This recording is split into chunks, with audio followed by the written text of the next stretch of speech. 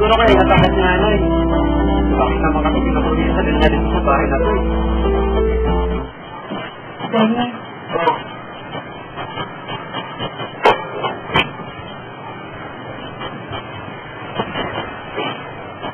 Ano ba ng mga bata ka tayo? O bakit? Alam mo yun, madalas tayo magkakutanan. Pati yung mga kwento nakakatakot ni nanay. Oo naman. O bakit? Ano meron doon? Naalala mo ba na natawag tayo ng kalalawas ka lang niya? Ang hirap i-explain eh. Para mag-umukha kong tanga. Pero Dennis, marami ako nararanasan ngayon na hindi ko maipaliwanag. Huwag mong sabihin ko na naman sa mga multo-multo na yan. Sa mga espiritu. And whatsoever. Ano na nga? Sabi ko lang, di ka rin maniniwala eh. Pero Dennis, sinabihin mo naman ako.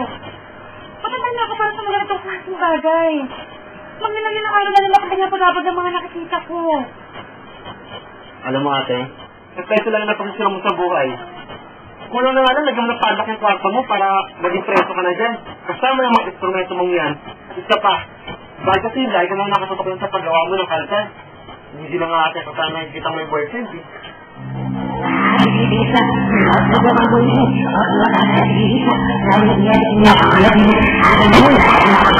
Sa'yo!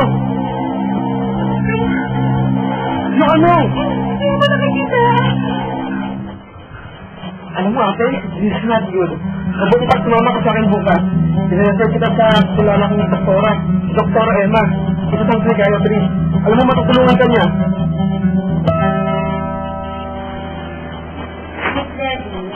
Hindi ko kayo basta-basta pwede sa pangalan kung ano-anong gamot na lamang without further diagnosis. In your part, marami mga bagay ang bumubulo sa isip mo. Based on your stories, basically or hazard by someone. Pero hindi ka basta-basta sa sino. Lagi ko nakita sa rin ako sa panaginip kasi nabasa sa ako. Ang report, Doc, sino na naman ang itsura nito? Nakakatakot! Habit na kayo, hindi ka mapaparamdam. Sabi rin pala sa akin ni Dennis na masisan ka. Secluded side. Hindi ka na masyadong nakapag-socialize. In most cases that I've encountered, many mind diseases occur pag hindi na na-exercise sa utak. Basic instinct sa communication. Or pwede din namang there is a traumatic thing from your past, kaya ka nag-hallucinate or nakapanaginip na kung ano-anong bagay. Eh kung gano'n nga, anong dapat kong gawin? I gusto to finish everything. Yung gift ako. Mahirapan ako. Debbie, ang pinakamalaking maipapayo ko lang sa'yo is to ignore it. Accept that it's happening for a reason. Wala namang mawawala. On your part, at least malalasan pa yung words mo. Just think that it's always in the mind.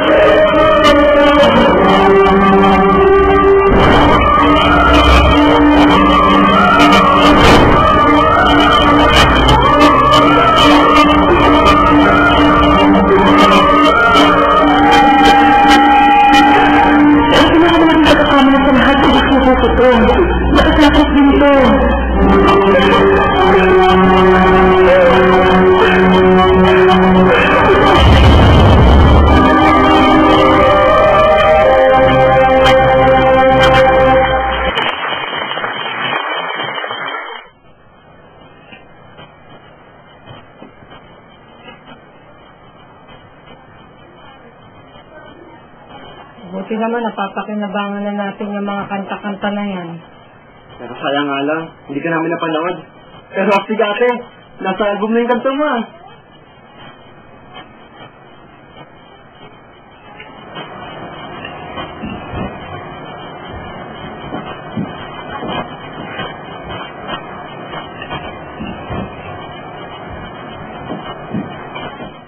Ate?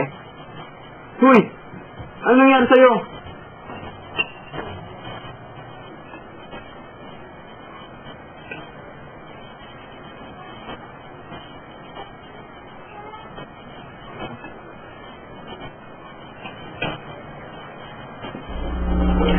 Alam mo ba?